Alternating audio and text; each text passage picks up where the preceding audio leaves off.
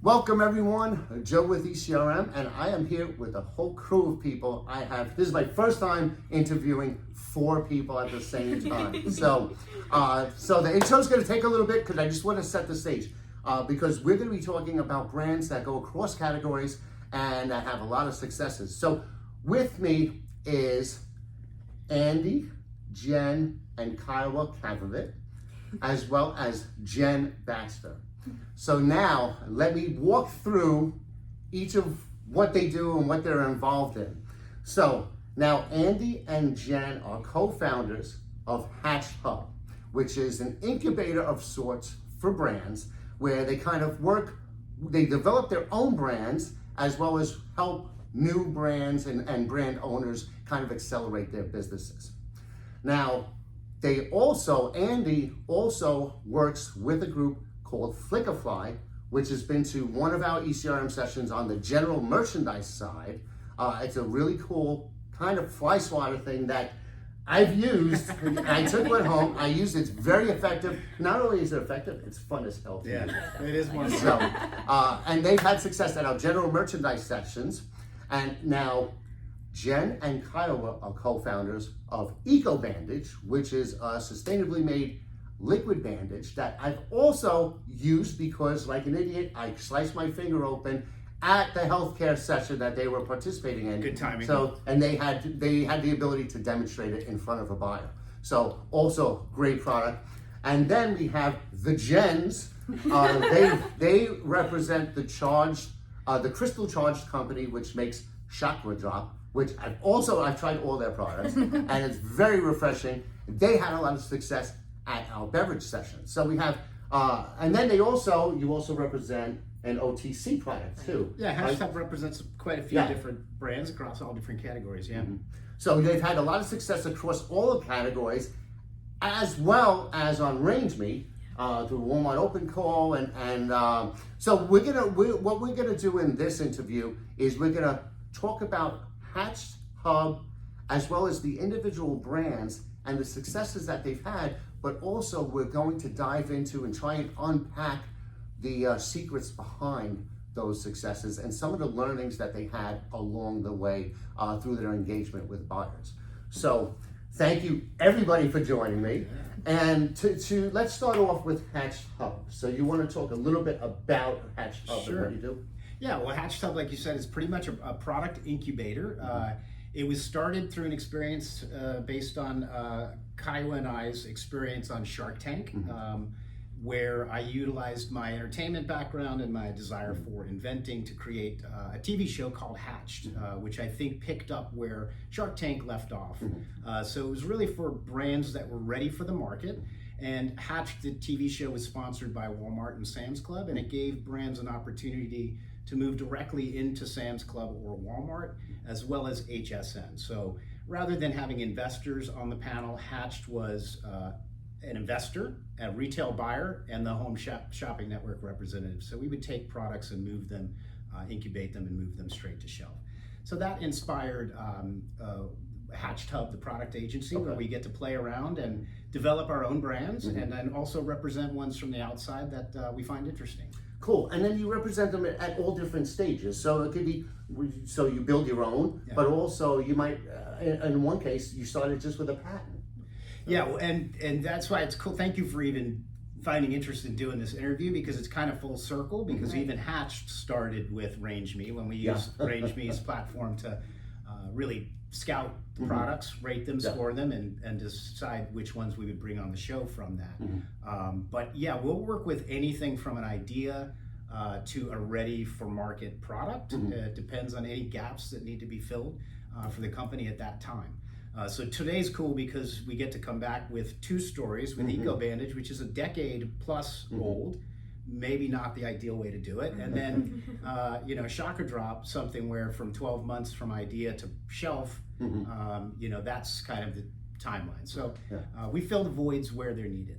Yeah, and it's funny when you talk about entrepreneurs and like overnight successes, there really aren't any. Like, even though Chakra Drop was a very quick success, still you have all the experience going back for when the HatchedHub and work with Eco Bandage, that kind of built into that. So it's just you're applying learning. Its own best practices within our own hub that we are able to apply to newer companies and cut through a lot of the fat that would typically take other companies years to figure out. We can see hurdles in advance, and certain challenges like with Eco Bandage, it's an FDA compliant product, so there's all sorts of registrations and of course complex things that go with that.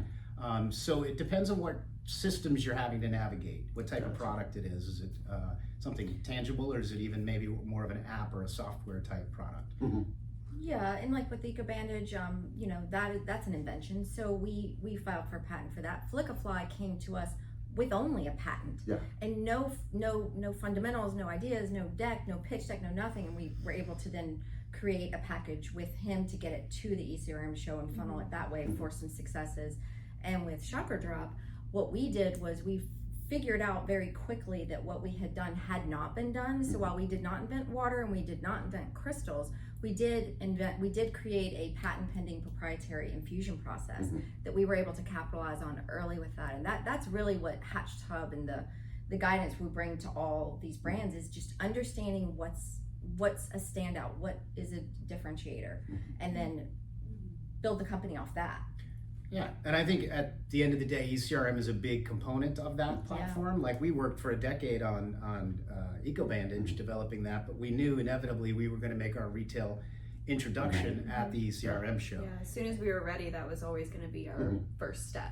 Well, that's great. So it's part of the whole ecosystem now. And what I like is, one, you could take a brand that needs a particular gap filled. So maybe, like you said, patent and they need everything else, or maybe they have everything, they need help with marketing or building their brand or social media, whatever. Getting into retailers. Yeah. So, and then representation in front of the buyers, buyer engagement, you can handle that aspect of it. And then the other cool component of it is, you learn a lot from working with all the different brands that you can apply these lessons to other brands that come into the fold. We've even gone and so much as like started from scratch and shown up and pitched with a brand before that's not our brand, but just whatever they need, we meet them where they are and we guide them through the process. And it could be all the way to retail. It could just be to get to the ECRM show so that they succeed there, because there are things you can do to stand out and succeed at the shows. It's working for us time and time again.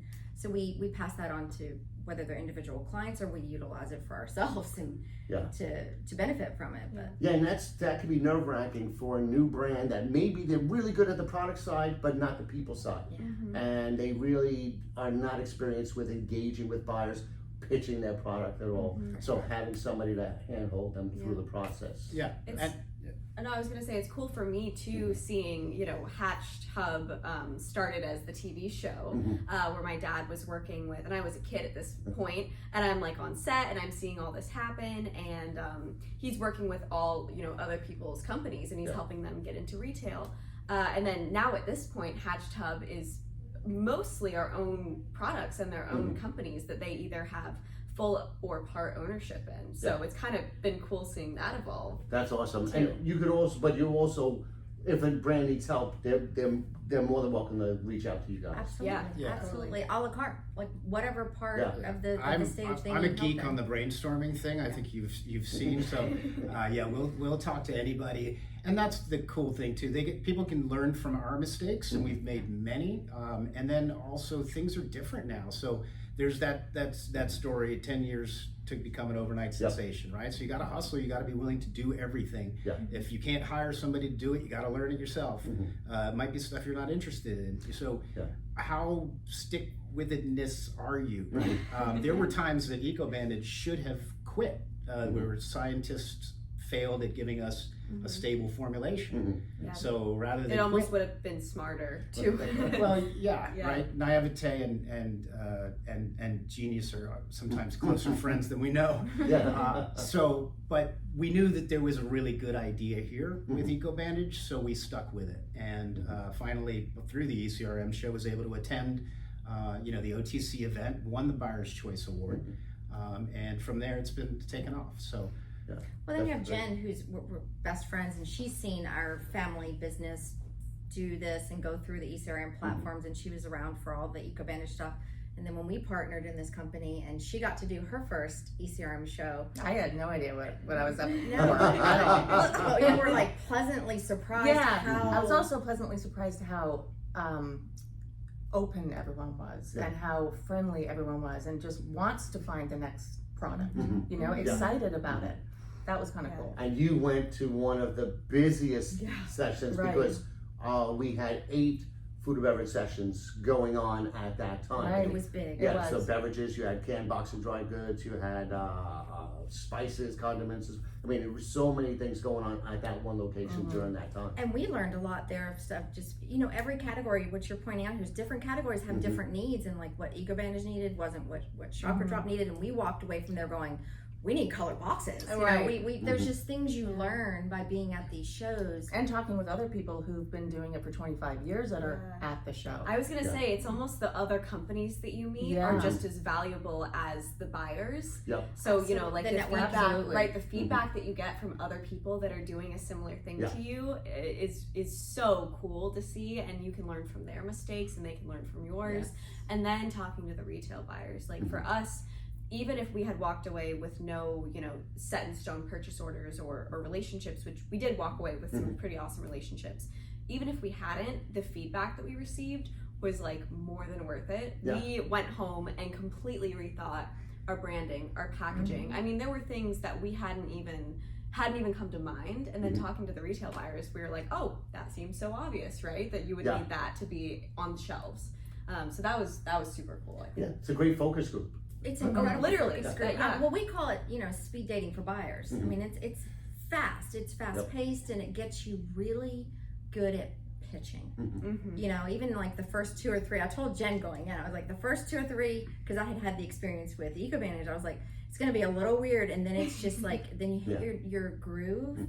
And it is the best way. You don't need 40 minutes to convey your product. If you do, something's wrong. You need 10. That's what I was concerned about. Like 10 minutes? Like really 10 minutes? And then when you're in it, you're like, oh no, this is really good. And now we have 30-minute meetings every once in a while, and we're like, this is way too long. Well, plus if they're doing so many meetings, the buyers are doing all these meetings, they're not going to remember that much anyway.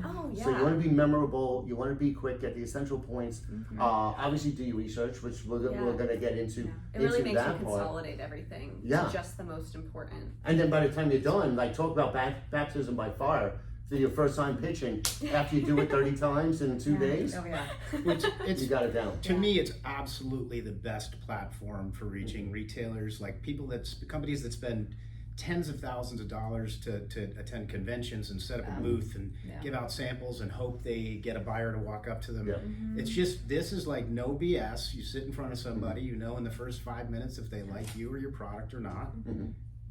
What's better than that? Yeah, and that's, you know, couldn't have said it better myself. You didn't pay him to say that. But so I want to dig into some of these best practices that we started talking about. But before we do that, let's talk about each of the brands and the successes you had. Just kind of lay a foundation that you know they know what they're talking about because they've done it and they're seeing success. So who wants to start? Do you want to start? I'll give the quick intro. So for Eco Bandage. Originally, Kiowa was the youngest inventor on Shark Tank at 6 years old from an idea that she had. Over a decade later, we finally got an FDA regulated product, stable, formulated, compliant product. And last March, we made our introduction to retailers at the ECRM show, which I'll let her fill you in on that experience and what happened since. Yeah, so after that, like I said, you know, we got a ton of amazing feedback. We literally walked in there, and a huge part of our mission is to reduce waste. So we walked in wanting to just sell it in the bottle. We thought, you know, box equals more trash, let's just simplify it. Then very quickly and you know, there were retailers that were willing to do that. From a sustainability lens, that makes complete sense. And some retailers were supportive of it. They were willing, yes, absolutely. Not all. We ended up finding out that really doesn't work in a mass retail kind of format. Because you're on the shelf with all these other boxes. Absolutely. I mean, and you have to, you know, you want to be, our thing too was we were like, oh, and if we're smaller, then it's better because then we don't take up as much shelf space, which which is very valuable. But you then also we give up the realized billboard. we realized we actually wanted to take up as much space as we possibly could because we wanted to be able to market to people. And we found out a way to do the boxes that, you know, it's still a very sustainable sense, and we use all the materials that we can to be more earth friendly. But that was a huge thing. So we went home, we were like, okay, we need a box. And that box was 17-year-old me on Canva. Like literally, I'm like, I don't know how to make a box. But we went home and figured it out. So that was a huge thing.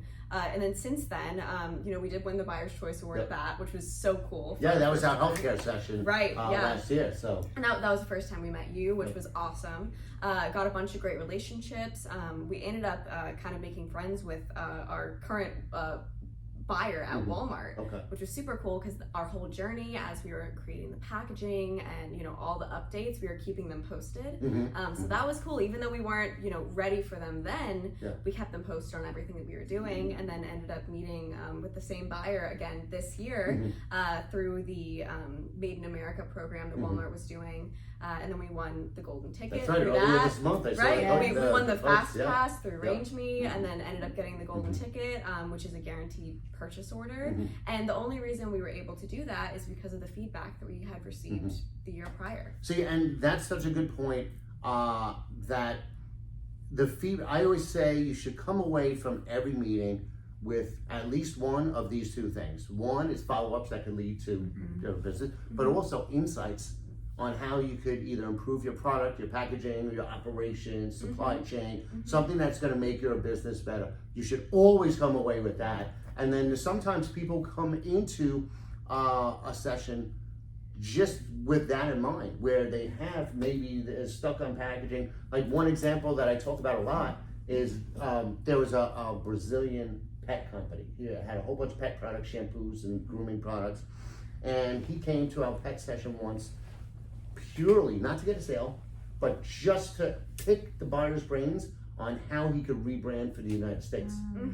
And that's what he did. He just, so talked to like 30, 40 buyers, then based on their feedback, 2 years later came back, knocked it out of the park. So it sounds like you had a similar experience getting all this feedback. I talk about the boxes because, you know, to the naked eye, that's a huge shift in our brand, but really behind the scenes is what we've been working on for the past year. So, you know, making sure that we had a stable supply chain, making a relationship with a secondary manufacturer. Through, by the way, the contract manufacturing. Right, I was going to say, so then we went and we utilized the contract manufacturing session, which was also awesome for us. So it's like, you know, we go and we pitch to buyers, and then we had manufacturers pitching to us, and we've really, I feel like, you know, utilize the full scope of ECRM and RangeMe, which is really cool. But I was going to say too, you know, at the time we didn't realize that we would have interest internationally. So then we went home and we were like, okay, we have to get our Health Canada approval. We have to find a manufacturer in Canada because we realized it was such a great market for it. With Sobeys. Yeah, exactly. So that was a whole other spectrum that we went home and did our homework and had to figure out how to do. And now that's happening too, right? It is. Yes. So from one ECRM event where we went just to get initial feedback for Eco Bandage, we've landed 3 large retailer accounts. Meijer was a supporter, 240 stores at Meijer, 400 Sobeys across Canada, and now we'll be launching somewhere between 500 and 1,100 stores at Walmart. Fun fact, Meijer was the buyer pitch when you came over and said, help, I need to make a bandage. I get credit for that one. I get credit for that. Okay, so what happened? So to tell you what happened. So we had a razor company. It was a safety razor company that was also at the healthcare session. I went to show somebody how it unscrews, and I assumed because it was up in the Buyer's Choice Awards, it had the blade out. So I just grabbed it, and then I unscrewed it, and I sliced my finger. So I walked up to their table with my finger bleeding, and I was like, do you want to give a live demo on a real cut? And then, Jen was like, yes. I was like, but you have to let it stop bleeding first. I was like, you gotta stop bleeding. Kiowa, keep going with the pitch with Meijer, and Joe, let me help you. They're over the table. So I sat for a minute until it stopped, and then they did it right in front of the buyer. I did not realize that was the buyer. I don't know if I correlated that either, so that's funny. And it worked great because the reason I had recently, I study martial arts, and I sliced open my toe, like right in the joint, and I had a different liquid bandage. This was before I met you guys. And it got crusty, and it actually went in the cup. So it was, and I was like, this is horrible. Then when you explained to me how yours works and it stays flexible, that's why I wanted to try it. So before I sliced myself open, I actually tried it on my pinky and just to see how all day long it stayed flexible. And then, you know, serendipitously, I sliced my finger open. But so legitimately, it works great. The environmental stuff is great. I love all that sustainability aspects of it. But it works, and that's really important. Well, that's the thing. Absolutely. Yeah, that's the thing. 3 teams of chemists to get to a stable formulation, and what we ended up doing was we created a patent-pending technology. It's a color dispersion system that allows makeup to meet medicine. So it allows everything to stay suspended together, the makeup and the medicine. So so for people that are listening that don't necessarily know, it's just a brush-on bandage, like a new skin or a clear liquid bandage, except it's the first one that comes in pigmented skin tones and colors. So that's the difference. So you're able to seal, heal, and conceal all with one product. Great taglines, where makeup meets medicine, seal, heal, and conceal. Listen, we had a lot of time to think about them. But again, technology, right? It's not just another stick or bandage. There's actually a technology to it. Same thing with, as we tell the story about Chakra Drop, it's not just water. It's water, but better because there's a technology behind it, something that customers have been seeking in the last few years by creating their own crystal water bottles and putting their own water in it. But what we created is a technology to commercialize that at scale so that the solar and lunar and audible charged crystals can be embedded and infused into premium. Safely. Yeah. Yeah, so you're taking premium alkaline 9.5 water, the best, and you're making it better. But I'll let them tell you how Chakra Drop came about and Sure. Yeah, because you came out of nowhere. I saw you at session. I was like, wait a minute, what's Eco Bandage? Like, I know you. Food session. Crystal charged water. And I was like, when I saw you at our contract manufacturing, I was like, what are you guys doing? I know, we've seen you at so many sessions. And, Listen, Joe, we show up. So yeah, so I want to talk about Chakra Drop, but first, before we get into that, just your contract manufacturing, because that's another side. So like I said, they really use the hell out of ECRM. Every aspect, both sides of it, every single division that we have, you work with, whether it's RangeMe, food and beverage, HBC, general merchandise, and our pharmacy and medical markets, which has the contract manufacturing. So literally every single division we have and RangeMe, you work with, you've had success with. So that's why I wanted to get you guys all together on that. So tell us about the contract manufacturing experience, why you went there, what you were looking for, what you found, and then from there we're going to get into Chakra Drop, and then we still got to talk about FlickaFly too. So the contract manufacturing was awesome. We had a lot of fun at the event. First of all, it was a super cool hotel in Dallas, or convention center. Got to see you, which was awesome. But it was really productive for us because we got to meet, even if they weren't relationships that we were necessarily ready for now, we got to meet a ton of backup manufacturing, making sure that we had a secure supply chain. I was actually there kind of representing HatchedHub, so not only for Eco Bandage, but we were looking for backup sort of suppliers for packaging, anywhere from boxes to toothpaste bottles to beverage bottles to cans to whatever else you can think of.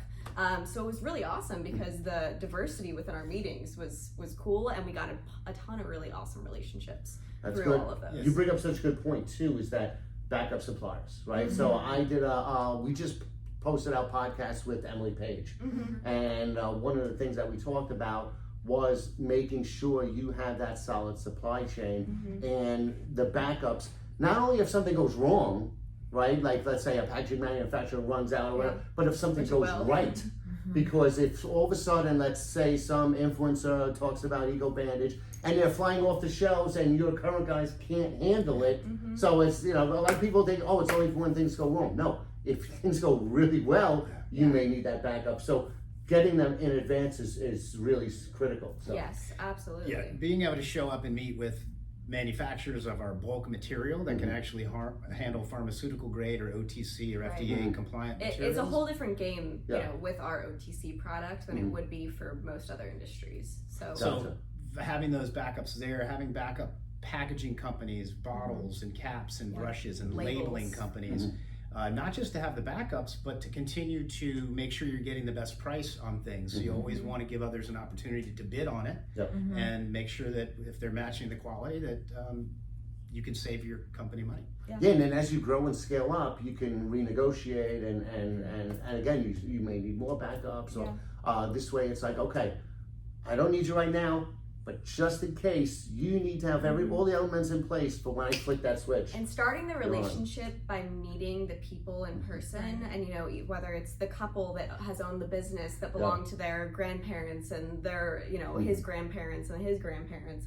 it's really cool, like actually hearing their stories and being able to really connect with the people. So that way, when you are in a pinch and you're like, ooh, I could really use a new label person, you're like, oh, you know what? I met this really nice family-owned business out of Texas, and I already know and trust them, and we talked, and it's nice having that more personal relationship starting off. Same thing with the retail buyers. It's so cool actually meeting people, because it's kind of sparse in the way that the world works. Yeah, and then you call them and they're like, they know you. They know you, and you know. Exactly. So I tell people, I always get on our sales guys, it's like, get on LinkedIn, get your face out there, whatever.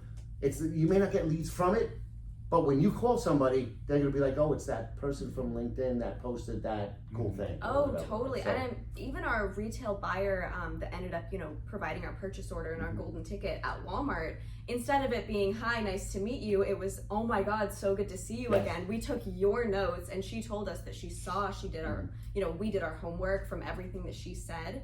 And when she gave us the golden ticket, it was like we were all crying and giving each other hugs because we had met a year prior and had been in contact that whole year because of ECRM. So. It does make a difference. And that's an interesting thing about the timing of them too, because it wasn't when we met them a no from Walmart. It's just that their planogram had been set literally the weeks 1 month prior before. to that. So they were planning a year in advance. So we had the full 12 months to listen to their ideas and notes and pay attention to it. And we did, because we also created brand extensions. So moving out of the first aid aisle with the world's first liquid pimple patches, wart patches, things like that. So we're extending the brand to other makeup meets medicine lines. And they love that. They love that because it's like, oh, they took my advice, they followed it, and then acted on it, and then that's a home run with buyers.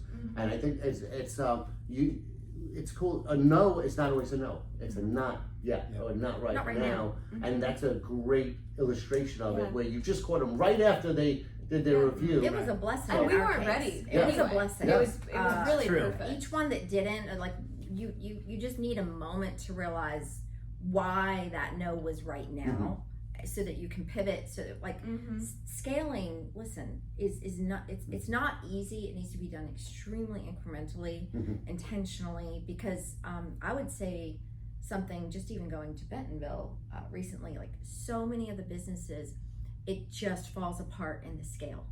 It does, you know, and that's where using the ECRM, the RangeMe, getting in there, because when you're submitting blindly, you don't get the feedback. You don't get the personal relationship. They don't necessarily take your call. They don't necessarily trust you. You know, everybody's tending to go to LinkedIn, ECRM, and RangeMe now because it's brands they trust. Yeah, and something about, like you said, seeing somebody, spending a few minutes in person with them, maybe catching them later at lunch or whatever, but that makes a difference. It's like it does make a difference because they know you. They know you, your stuff is going to get read, your email is going to get read, your call is going to get answered. Oh yeah, no doubt. Anybody that we meet at ECRM events, we automatically, you know, have a certain amount of trust for, which is awesome, because you know you met them. Yeah, that's cool. Well, RangeMe is pretty much becoming the like, if you want to submit to a retailer, you pretty much have to go through RangeMe now. Yeah. Even like the things we do here, you submit to the retailer on RangeMe, they'll go through it, and then you got to meet with them in person at one of our meetings or through ECRM virtually. But most of the tier 1 retailers, you have to go through RangeMe when you're submitting the products. Well, it's easier for them too. Yeah. You know, before, think about what they had to do. Everybody was flying around and flying in and out of town for one meeting. And most businesses like ours are family businesses or small businesses. In fact, at the Bentonville meetings last week, they said 65% of the companies that supply products to Walmart are small businesses. So the biggest company in the world is fully reliant and dependent on the small businesses, right? That have these challenges. but even in that, they were true in saying, don't think you have to launch it nationally at 4,500 stores. Yeah. You know, if you're at a 500 store place, let us know, and that's what we're going to support. So, Yeah. You got to grow incrementally. It's too many Yeah. people like their eyes are bigger than their stomach. It's like the worst thing you could do is lie and say you're ready to do something that you can handle it and you can't. Yeah, or it's sometimes it's not a lie either. Sometimes you have great intentions and you firmly believe that you can. It's just your appetite gets a little you get ahead of yourself. I've seen it with multiple brands and a few that I was asked to come in and try to help, and maybe it was a little too late to save, but you know, they think a national launch means go buy manufacturing facility of their own, and it's like, no, just get some product on the shelf. Yeah. See Yeah, if it's like can whatever sell you it. think that you're confidently ready for, cut it in half and like test it out and then keep growing. Yeah. Actually, that's a kind of a good rule, like a good basic rule to have. Yeah. Because you don't want to grow beyond your means. You always want to be able to handle it and then some. And you only get one chance with retailers like Walmart. You know, had they placed a purchase order last year, and we didn't have the right packaging, and we wouldn't have sold as well as we might now. We didn't have, you know, our brand image and our identity, which you know factors into our social media and our marketing and everything like that. We wouldn't have gotten another chance. They would have been like, "Oh, this didn't sell, so we're not going to repurchase." And then you're gone forever. Right. From there. Yeah, exactly. Or at least for a while until you. Until you can really circle back. Yeah, that's awesome. Yeah. So now, Chakra Drop. Well, we were supposed to do this interview. We were over going to do there. it there, yeah. Our schedules didn't match. So. That was a big show. That was a very big show. You were very, very busy, and you know we were too. Yeah. You know, Yeah. we were. Every time I was free, you were busy, and then when you were free, I was busy. Yes, so. yeah. It was a fun event. It was really it was completely different for me because, like I said, I'd already been through this with Eco Bandage and different product OTC, and now we're in beverage. And you know, when Jen and I showed up there, it was like we joked because we came in with this beautiful packaging and our amazing crystal infused water, and then people are coming in and they're like tucked in our purses. You know, we're just like, let's go. Yeah. Small business we just started. We were just going for feedback and just to be in the world, to use the platform for what can we take away from this? We didn't have crazy high expectations, but we wanted to go. It was an information based, like a seeking trip for us, and we just wanted to see and show up, get out there, and it worked. It was interesting to see, you know, the older gentleman who's in a suit and tie, and I'm like, oh, I don't know if this guy's into crystal charged water, and then he'd sit down and be like, I have crystals all over my house. So I'd be like, oh, I'm not judging anyone now. You know, the meetings were, it's like, it was bizarre how people were coming out of the woodwork, walking up to our booth, which had some crystals on it, and the we became known as the Gens there. The Gens. It's just they walk up and they're like, hi, I'm Jen. Then we were the Jen show. Or they'd come up to relax, because that was our whole point, They would come right? sit and be like, can I have a water? They were very busy. Well, it did have a down kind for of a relaxing mood to that corner. They had the corner, which is part of our water, space. which is part of the brand. Yeah. Like So, taking but a moment. to take a step back, tell us about the origin of it, how it started, and what makes it what it is. I don't want to say there's science behind it, but it sounds like more than science. There's a lot of science. It sounds like there's a lot of woo woo, but there's actually fundamental science behind it. Well, we're friends. We're longtime friends, and so we were just hanging out. We were literally hanging out on a Tuesday, and but entrepreneurial minded. Our families are entrepreneurial minded, and we have a lot of the same values. And she and I are both into the wellness and the intentional wellness. We both are into the crystals, and we're just very like-minded with and also wanting to share the wellness with other people, the knowledge of wellness. And somehow one afternoon we were talking. We're also bona fide water snobs. We are, and we were just talking about ideas, you know, and with Andy and her husband Mike, who's also our partner, and we were just like, isn't it just too bad, because we've used crystals for our own personal healing. We wear them, you know, you put them in your house, and we were just like, gosh, it's just too bad we can't share this with the world, create a vessel where all this crystal energy could go to people, whether what they do we do believe with it crystals? or not. What do we put crystals in to share? And born was Chakra Drop. Water. We're like, people need water every day. Yeah. The But best also of you're the going science into a pretty busy segment too. Yes. So now you got to differentiate, and that's where the Well, Yeah. I will tell you, we weren't trying to start a water company. Yeah. I don't think you could have convinced either of us to get. We didn't even think about that of water. like the big boys out there, which we heard many times at ECRM, Yeah. like, you know, you're going to be competing with the big boys, and it's like, what does that mean? What It's do- like, we do have a they have different crystal water, though. water? We have a different water.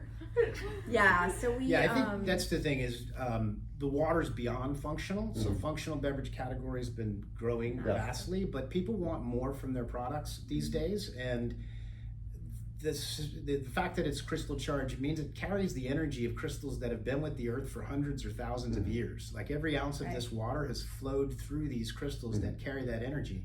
So the power of intention through that can then carry through to people. So it's literally a can of pause, and that's what our goal is, that people will slow down, sip with intention, because we know the power of intention. Like your mind can't be happy and depressed at the same moment. It can be at the same minutes and the same half hour, but if you focus every moment on something about confidence or intuition or any of the intentions that align with Chakra Drop, then we can present these moments by the millions and change people's days, you know, so you don't have to be at a yoga mat to enjoy this. You could be at a stoplight on your way to dropping your kid at soccer practice, or you could be post your run or however. But it's like the crystals change the vibration of the water, and also your thoughts change the water as well. So it's really giving the power back to us to like create our life how we want it. Calm down. Correct. I think more than anything, for me, like when I'm drinking the water, it's a reminder to take a pause. So whether you believe, I mean, it's funny to say whether you believe in the energy of crystals, because you don't have to. You don't have to. It You still don't have works. to. But you also think about, for hundreds of years, watches haven't had batteries. They're powered by a quartz crystal. You know, things like Our that. phones. Our phones, our TV screens, I mean, Energy. everything, right? Energy. So crystals have energy, but more than anything, you don't have to believe in the crystals. It's really the intention and the reminder to take a second and you know, be intentional and pause and think and take a deep breath throughout the day. It's creating a habit of being mindful through hydration. So like crystals aside, just that point from a marketing perspective, It's like intentional that, water. Yes. It's So intentional. that Even if the message is a crystals good weren't one in it. too.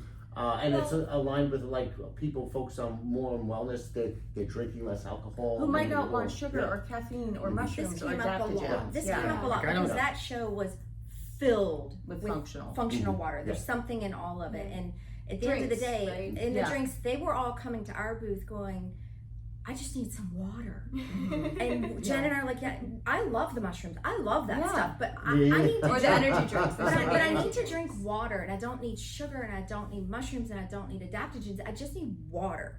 So if you can have a clean fuel source like crystal energy infused water, where you're getting your premium superior hydration that's restructured via your intentions, because your body's 70% water.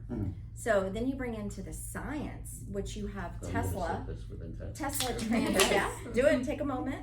We did this in our meetings. People would be rushing, they'd sit down, and Jen and I would be like, hold on, take a pause, have some water. And to explain it a little further formulaically, so the crystals selected align with 7 chakras, and then those align with certain powers or intentions, right? So if you can take a pause and grasp one of these intentions, or your own, by the way, then it's going to bring you present to that moment. And that's what we're really looking to do, is affect people's days in a positive way.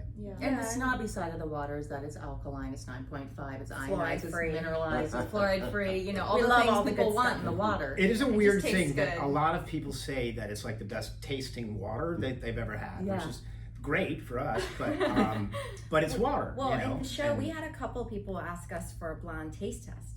You know, there was one man who we sat down happily and did he's it. like, are you willing to let me go get the ECRM water? Nothing against ECRM water, but we brought the crystal water, and can I taste it to see if it's different?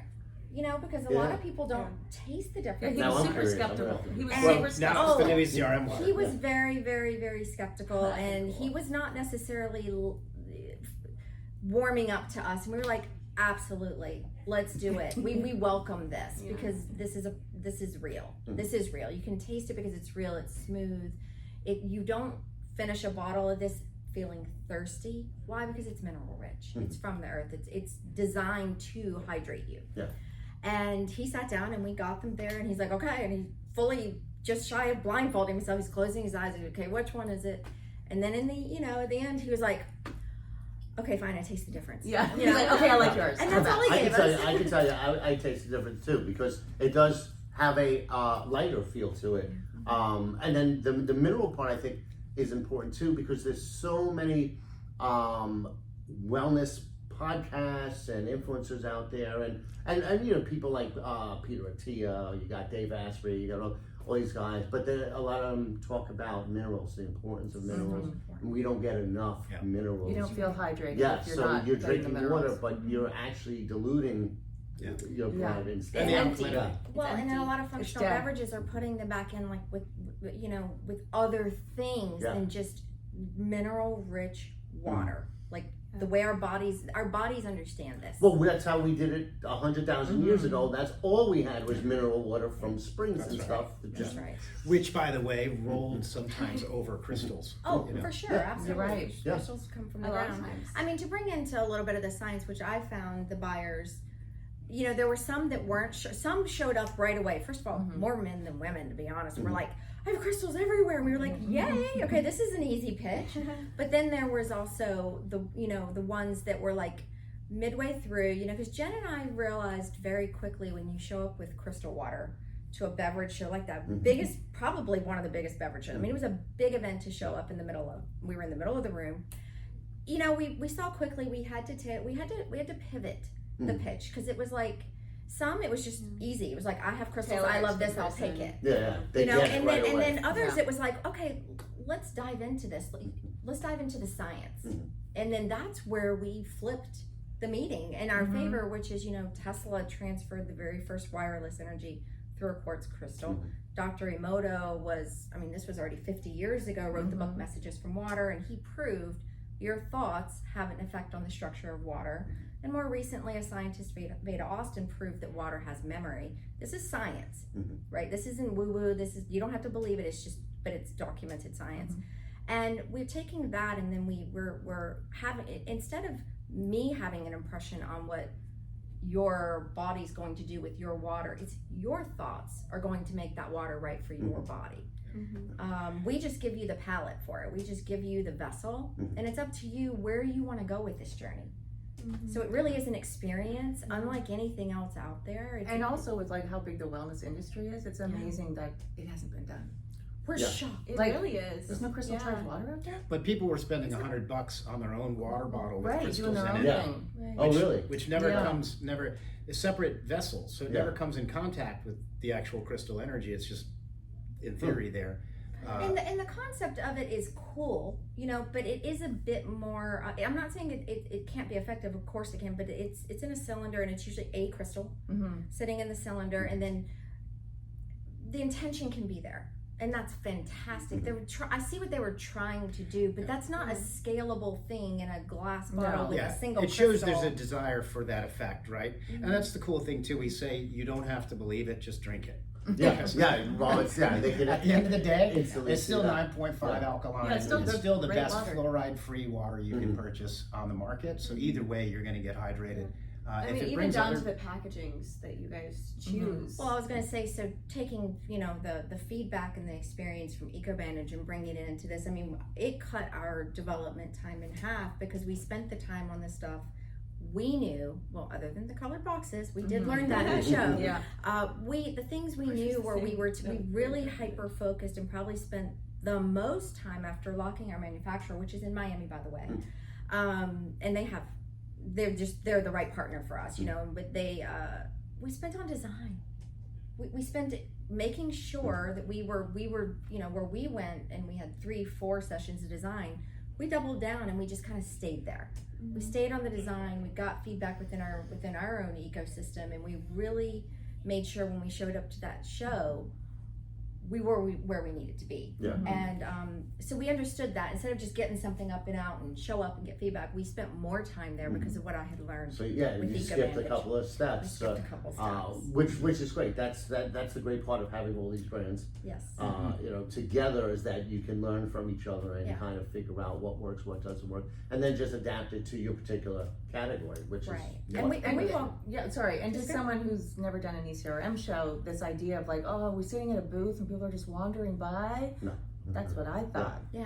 And then Jen, the to whole have time she was like, "This is Right. yeah. Which Yeah, is, she I said can't even it. imagine that That's after a no-no. going. You know, she to said a couple times, she was like, "This is actually fun." Yeah, it's like, oh, It's like a big block They party, just you know, come it's right like- to Yeah, they you just and they're come already to us. interested in Yeah, the we- product. We bring them, we send them Yeah. over your way. Well, Right? you're That's a there, great or you setup. should be there as much for the no's as you are for the yeses, because you really do need to improve and hear from the buyers, the people that you're going to want to spend tens of thousands of dollars on Yeah. on purchase orders, that you're committed to their vision as well, right? And that you're going to give them what they think their customer desires. So you got to be willing to learn and hear those no's, and then mold yourself back. Yeah, because it's a relationship. Right. You're building a relationship like any other relationship. It goes in a lot of different directions, and you build it together. It's not Yeah. one-sided. So yeah. And just as an example too, with Chakra Drop, it's a beverage. So our crystal charged infusion process, now we can do that with any beverage. So we can do that, and we almost, for the ECRM show, made the mistake of bringing a variety of those. Yeah. And we decided, I think, to the benefit for you guys to just go with the We focused. did.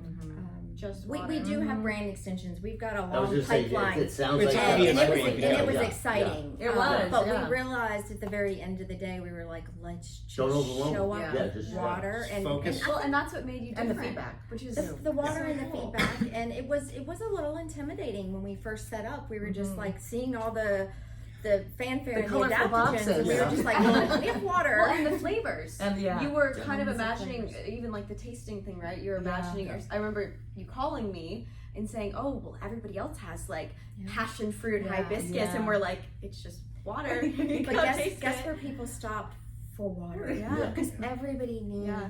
water. Mm. It's like, be what you are, stay true to your brand's roots and your flagship product. And Yeah.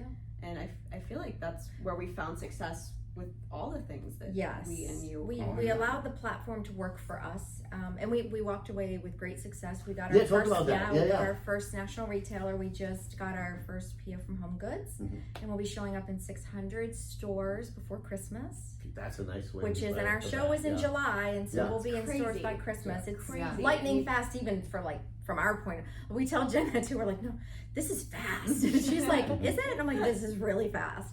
It's quick to get into a national retailer Yeah, from a well, show in talk July. a little bit about that. Like, so from that meeting, right? That meeting with Home Goods at your meeting space at the Beverage Session, Yep. to until you kind of sealed the deal. What went on in between? Like, how many meetings? How many samples did you? Follow-ups. Yes. How many Yes, follow-ups? did follow-ups. you The have after? follow-ups. It was Yeah. well, it started. So the Home Goods buyer, her name was Lois. We loved her. She was so sweet. She was not the person that would be buying for where we were located in Florida. So there's two buyers. They split the Yeah. country down. So immediately she was like, "This is great. This is amazing. I'm going to follow up with you through the platform." She sent the note, loved the product, and then she passed Through us the to ECRM platform Mhm. follow-up. Yeah, in the Okay. thing. Yeah. and gave feedback, and she said, "I'm sending you immediately to Kristen's desk." And so within days, Kristen contacted us and was like, "Oh, this sounds so fascinating. Send me information." So we sent samples, email, and then we scheduled a call, and we had the official pitch call with her, and that was it. Wow. That was pretty much it. It was after that. It's just been logistics of. Well, so yeah, and what's involved I think in the logistics? there was an side, too, evolution there where we were initially selling these by the case, so individual Oh, yeah. cans by 24 and individual bottles by 12. And they wanted a 4-pack, so we Okay. designed a specific 4-pack box to hold 4 cans, and that's what they're going to launch. Okay. So there was some request to design a box specific for them. Because they don't carry individuals, they don't have fridges. They don't sell them that way. So they Yeah. were like, "Do you do a 4-pack?" And we were like, Now we do. "Now we do." Yeah. And then we went into, I mean, that took a minute. It's, Yeah. it's not that fast to do that, but we used the contract manufacturing. So we pulled it all together. We used the manufacturer, and we're getting that made right now for delivery. But yeah, so that was And following up too, right? Like Yeah, kind you're of keeping the constantly contract. Because following you're up. one of so many products that this person is thinking about and looking over and having It's true. meetings She with. said that. She said, like, Yeah. we followed up again. Yeah, She's like, like, she's- sorry, I have so many things I'm buying. I'm She buying so did. many things. Right, like she's the So- one buyer for Yeah. you, but you're one of many Yes. products. Yeah, or and when we brands. originally sent her the sample, she's like, I'm taking them home tonight, I'm trying them, I'll be right back with you. You know, we didn't hear back for a week. And here's the thing, we could have sat for another week, you send another email and you could keep sitting with them. Finally, we just picked up the phone and called and she's like, oh my God, I've been so busy. And it's like, you have to constantly be advocating for yourself and your brand and not assume you know anything that's going on the other side, because you just don't. And that could be the difference between us being in home goods before Christmas or say March. Yeah. Because we were pretty confident in that we were going to be in there, but we definitely sped it up because that relationship was already preset with Lois, who did the introduction to the right buyer, and it came with raving reviews. And we also got we've onboarded with VitaCost, that came from that show. Who's the other one that we were? Heb. We're onboarded with Heb. So we're just following up, and all the resets are at different times. So you don't know whether you'll hear back from them after you send your samples in 2 weeks or 9 months. Yeah. But we're just going to keep following. But we're really happy with the home goods. We feel like it's a great it's a great perfect brand for our start brand. for us, It's too. a treasure hunt there. People, we're home goods shoppers, and we would buy our All right, so that's products perfect there. too, is that you know the stores personally, Yeah, you're a it's customer. very on so you brand. know the customer. Yeah. Yeah. And I think that's two things that you hit on are very important to point out, is that one, a lot of times the product does not make it to the shelf in the same format that was pitched at the meeting, but that's part of the process. You have to understand that it's that, like you said, the relationship, in that relationship, things are going to change, whether they want a different color packaging, they may want a different color banner on the call out box, or 4-pack instead of a 12-pack. So all of these things are just the natural process of getting on the They shelf. definitely know what works.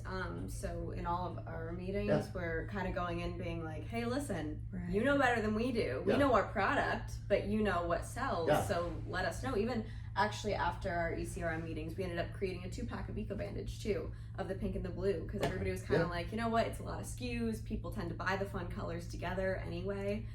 So it seemed like a perfect. Yeah, that was a retailer solution. comment to make a 2-pack. So now we have a 2-pack. In fact, a 2-pack will launch at Walmart as well as Sobeys.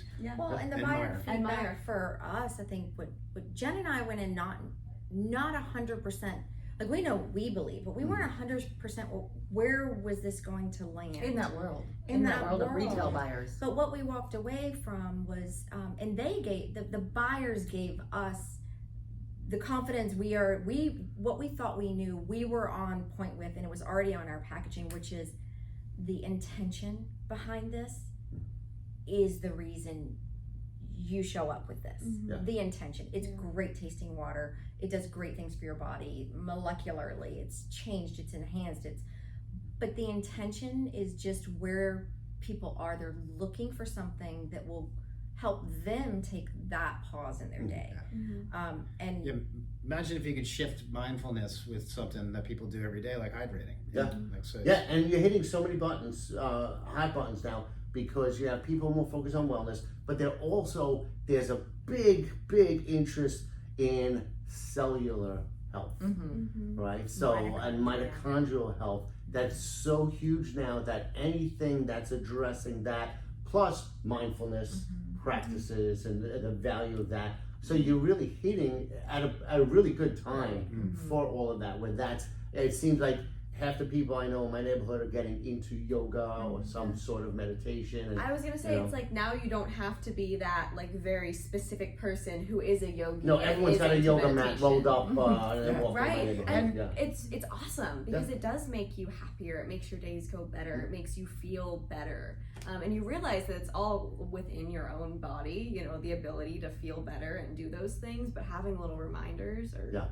so awesome. well, and I think I think one of our walkaways from the meetings too, as we weren't sure, is this just a Whole Foods, is this just a bougie upper end, you know, a natural grocer, and we weren't sure. But when we left there, we pitched Racetrack as hard as we pitched Home Goods, because we were like, but I get gas at Racetrack, and if this is there, I'm buying it on the way to yoga. Like we really were just, we kind of turned them. They were there like, we okay, did. yeah. But we were just really realizing amongst ourselves, like, this should be available everywhere, not just the bougie to the target audience. You know, this should be just be something that's available next to Smart Water and Core.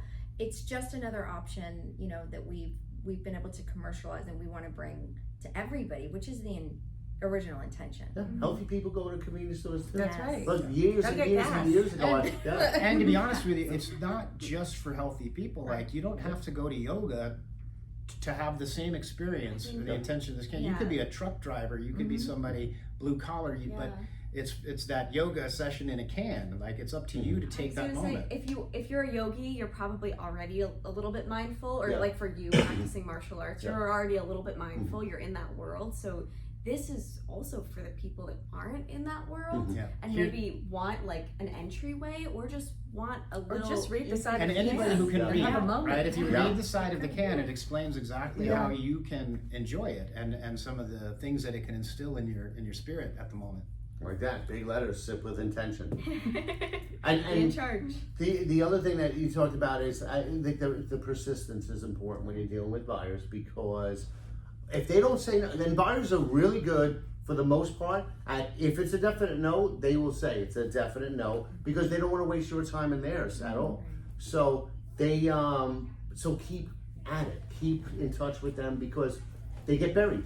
They get buried in hundreds of emails a day. So as long as you stay in touch with them, it's going to you'll break through, like you mentioned. Maybe you would have been in March if you didn't stay on top of everything. Yeah, I think there's a fine line between persistence and pain in the ass, and right in that line, you know, because you don't want to stop. You have to be persistent, but you don't want to be a pain in the ass either. But people are smart. You can typically tell whether there's a reason how hard you should be following through. And I think a lot of it's instinctual. I mean, don't be annoying, but you know, follow through. But what do you got to lose until someone says That's the no? other thing. That's the other thing. Jen likes her. Just give me a no. Just give me a no. I'm gonna stop thinking about you. Just give me a no. So now, what I want to do is, because it's such an interesting contrast, right? To go from intention and mindfulness and killing insects. Your favorite thing. Yeah. you love FlickaFly. FlickaFly. You just can't. Well, I have to tell you, Did you use it in your hallway? And there's like my apartment complex is 16 buildings. Each one has like a little entranceway and then a big vestibule and a lot of flies go in there. And I was like, oh, this is like. He told me about this area at whatever last time I saw it. And I was like, I can't wait till the flies are back so that I can do it. And I just had a field day with it, but that's me. But I think this was another good Something example. for everybody. Yeah, and it's a different category with us, but also you used the session in a different way for this particular one. So could you give an overview of FlickaFly? Because it's got a great origin story too, and then how you use. Yeah, so FlickaFly is a new fly swatter. It was a product that a guy I knew invented and just had no idea how to sort of make the product or the packaging or market it. But he had a patent, which I found really interesting. There's about $250 million worth of fly swatters sold in the US every year. So I thought, if there's a new design on a fly swatter that actually is more effective and, like you said, more fun to use, maybe there's a market for it. So we helped him prep for an ECRM show where he could come and meet the buyers and just go, you're got a great idea or you're absolutely crazy. He got both. So, you know, the lesson I think that came away from that was focusing on what you're capable of. So his product is made of repurposed, recycled ocean rope. So the amount he can make is somewhat limited. So to scale at, say, a Walmart would be very difficult. But interest from places like Dunham Sports, where it's a smaller account, are definitely things that that he can push through. And this is, so you don't have one here, right? But we'll describe the design. It's Horsetail. Yeah, it's a Yeah, it's horse designed tail after the design. horsetail. It's literally designed after the horse Yeah. tail, or really the original fly swatters were more of a feathered type device. Yeah. So rather than a 5-inch span on a flat Which surface, really, it seems like the hardest thing to fly with is like a little square thing. square Well, thing. yeah, but not only that, it pushes the wind towards the fly. Yeah, so so then it lets they- you the fly know. gets away. Right, exactly. This one is more, psh, and then it doesn't Yeah. even know it's coming, and Yeah. it's just, you know. Exactly. So the normal fly You don't have swatter. yours on you? It seems like you would. Scott, Imagine he's just like, wait a minute, that's right here. Scott's the inventor of it. He's Yeah. going to be really happy. I'm gonna have him send you a special kit. Yeah, it's gonna get your own branded. Oh yeah. Yeah, but Oh, yeah, yeah. for me, like I Joe's said, like, you the and fun Scott would get along aspect makes a well. difference. But you know, some things are kind of light and unserious, Mm-hmm. maybe like FlickaFly, or you can use ECRM for like another company we repped at the contract manufacturing is MedBlend Health. Mm-hmm. They're creating a supplement line for pre and post surgery. So it's surgically developed Yeah. supplement line to help people get strong before and after their major surgeries. And then, so what did you come in? What were your intentions when you came in for that one? So that for them, all they have is formulations Okay. currently, and they need contract manufacturers. They need people that can actually put scale. it in the bucket to scale it. So they needed everything from sourcing of ingredients to sourcing of packaging and labeling and everything else. So that's what the contract manufacturing show gave, and it gave them all of that. Yeah, so in their case, they started with a surgeon formulated product. So for them, that was, that's what they grabbed onto. Like with the FlickaFly, he had his patent. Like each company has something, and because they had their surgeon backed formula that they could fold right into these practices, and it, like doctor developed, that's great. There is some, like, we get involved if there's something that we can organize the company around, or if we really believe there's something there we can help them with, we want to do that. And the first place we go is, And we tend to spend most of our ECRM. time interested in things that help people. Yeah. Help people heal, or help people have a better day. Yeah. Help people get rid of insects, not kill them. Help the larger We're sea not helping animals flies.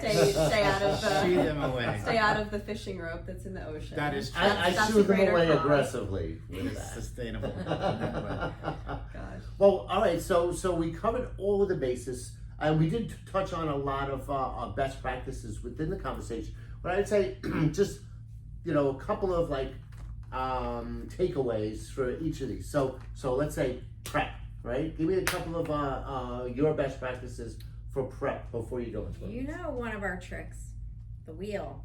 Yes. We have a wheel. It's very cool We for use it every time. the tabletop wheel.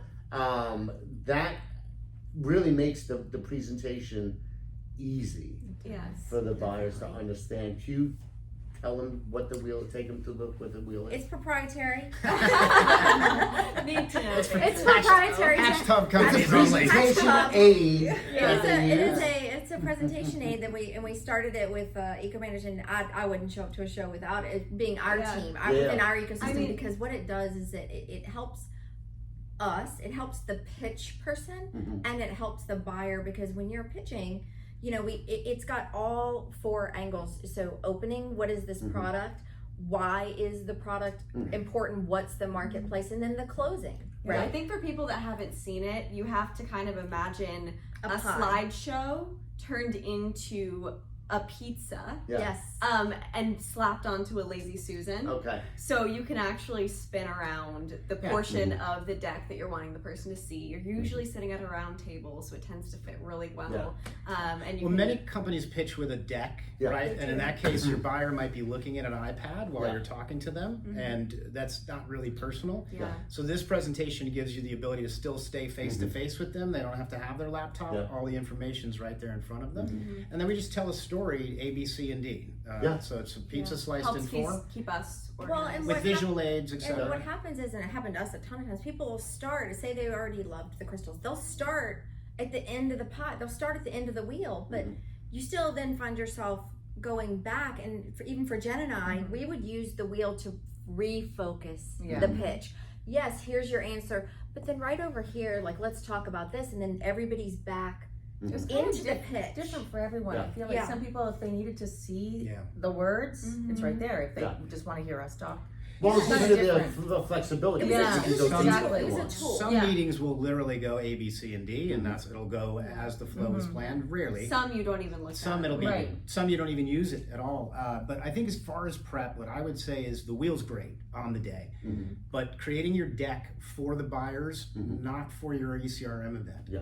You want it prepared so that you can send it to retail buyers now, like today, right? And then you want to take that and modify it to how you're going to present on the day. So it's more about being prepared with it and then just having it available to show that day, more so to me than creating a special one for that day. Yeah, I think, or you can go ahead. Oh, no, I was just gonna ask, like, do you do, kind of research do you do on the buyers before you meet with them? Yes. You do a lot. You got to know. You got to know their market. You got to know. You do statistically, Yeah. logistically, everything. I You mean- want to know everything about them. For example, for us with Eco Bandage, the retail partners that we were particularly interested in, we also, kind of have an avenue with Eco Bandage where it could be a private label product. So we went as far as making mock-ups of Walmart and Meijer and HEB's private label companies, Okay. or their store brands of Eco Bandage, but with a Meijer label on it. And I think that showed some initiative, and it kind of helped them realize that we were really committed to staying involved with the relationship and wanting to collaborate and wanting to stay involved with marketing and wanting to sell. And I think another huge thing for us is we always made a lot of videos, even if we didn't end up posting them because they weren't great quality. So practicing the pitch through video, voice memos, we would always take voice memos when we were practicing our pitch. Was really awesome being able to listen back to it and kind of figure out, oh, I say a lot, or I say cool a lot, or whatever it is. Yeah. That was really, I really love that. beneficial. How many times did you practice your pitch? A ton. I think, for Eco Bandage. No, 'cause I yeah. want people to know A ton, because a some ton. people think they could just go in cold because they know their brand and product, they could just do it. But no, if you practice the hell out of it. So I was just curious, Yeah. numbers wise, how many times do you think you did it? A million. I mean, Literally a million. I mean, honestly, you do it 100 minimum. Like and within our family, we did it with each other, and we had mock pitches. And then Jen and I, though we did not have a script, we had points that were naturally she said better than I did. And we learn that as we're pitching. We too. did. It really played to our personalities and the flow, as opposed to us just showing And up. also, what questions are they going to ask us to be prepared for that? And we asked each other those questions constantly. I'd say that's a great point, right? Especially with products that might have curiosity or Questions. doubt or questions. Crystal charged water as an example. Get ahead of those. So answer those questions before they ever have a chance Be to. your own devil's advocate and kind of think, okay, what's the worst What are they thing going to that say they to me? could say to And me? I'm going to give them the answer before they even have a chance to ask me, because then Right. they're going to settle That's into, a hack. That's a hack. That is. So you definitely want to answer the devil's advocate answers.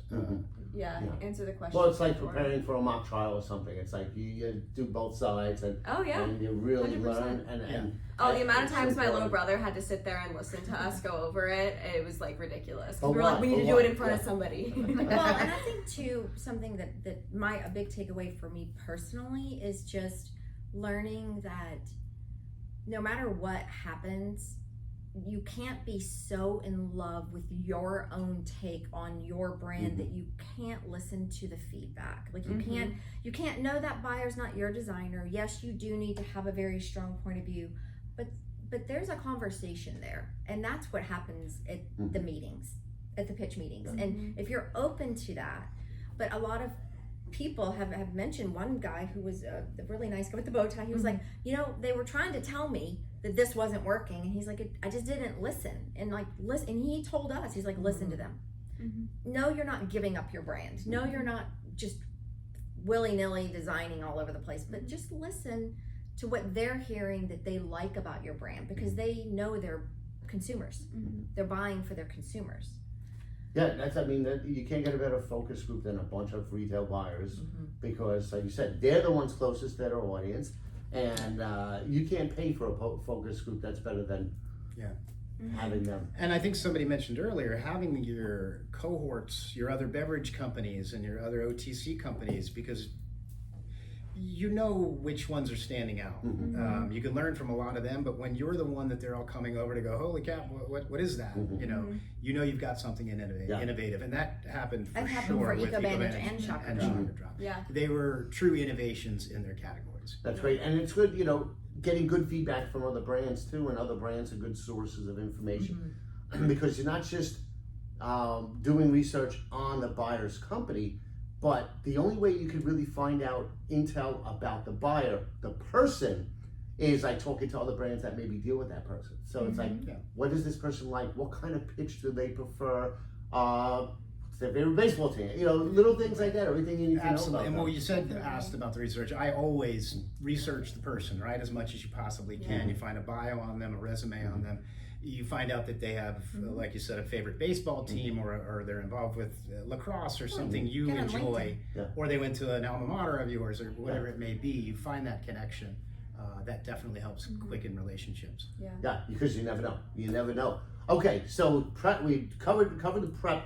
Couple of takeaways for the execution recommendations. Just you're at the meeting itself, sitting across for that buyer. What are your recommendations? I think that you have to practice your pitch so much to where you could do it from the middle to the beginning to the end, or the beginning to the middle to the end, or the end to the middle to the beginning. So any which way that it ends up flowing, because the conversation could start from a point that you had placed in the middle of your pitch, and you still need to hit the points that you wanted to that were in the beginning. So knowing the specific, most important things that you want the buyer to know about you is really, really, really important, and being able to do it out of order, I think, is really important. We definitely found that out, because it's a conversation. It's not always going to go in the order that you're wanting to present it. So practicing it out of order in a more conversational manner is really a good idea. And I think too, making sure to leave time at the end for questions and for conversation. I feel like we ended up 5 minutes maybe was our initial pitch, and then the rest of the time, so only half of it was us talking. The rest of the time we were like, okay, what can we take from you? Let us know what you think. Love it. I think that is a super important thing, because it's all in the conversation. So you want to get out there what you need to get out there in whatever order they want, or the setting dictates. I almost feel like But the the beginning opening, which has nothing to do with the product, almost to get a feel for the people, like just conversation. I think ours ended up turning into, "Where are the gens? Have a seat, relax," and then you kind of get the vibe. It tells you where to start. It tells you what kind of sets person it up they for are. Yeah, like you're reading their energy almost. Yeah, so I think just don't be set. Yeah. Like, you have to be flexible. Don't be set in the way that you're like, I imagine this going this way and I practiced it this way. Like we're humans talking So to it each might other. be It's just a opening, conversation. discussion, little bit of pitch, then a little more Q&A, then a more pitch, then Q&A. Yeah. So you might have to slice and dice those 10 minutes, but have a lot of room for discussion. But don't just be be rigid. prepared to Don't go be rigid. whatever direction. Yeah, even another example with Eco Bandage was, one of the questions was, are you familiar with liquid bandages? And even in the OTC buyer category, maybe 50% of them were like, don't know what that is. Yeah. Others like, I'm familiar with it. Great, now we can kind of jump cut. So we're like, do we have to explain what a liquid Yeah. bandage So it is, or do we depends just on have who to you- explain our Yeah. differentiator? I would say too, in both the successful experiences I've been a part of, I'm not sure how FlickaFly went. I wasn't there. Sounds like it could have been really fun, but we tried to be ourselves and just be relatable. And that we're a brand. We've worked really hard. You're having a busy day, and we don't need to be the hardest part of your day. We're just here to share what we're doing with you and keeping it fun but focused. Yeah, I think that's, and what I would say for the prep is like, just be good to yourself. Because if you're an entrepreneur, you're probably working really hard. You're probably your worst critic. You should be. But at the end of the day, like, do what you can, and then be good to yourself. Be content, because you'll never be totally thrilled, right? So it's just a matter of finding that place where you go, okay. Somebody quoted that you're right, it sucks, put it out anyway. So you got to jump and trust that the parachute will appear. Yeah, I mean, that's with me and content. Done is better than perfect. You get it out there, and then you figure out what to improve on the next one, right. and the next one, and the next one. Just keep moving. Yeah, and then so the last part, follow-ups. You did talk a lot about the value of persistence. I'm assuming that's probably like a pleasant persistence, like not being a pain in the ass. But any other takeaways on the follow-up side of it?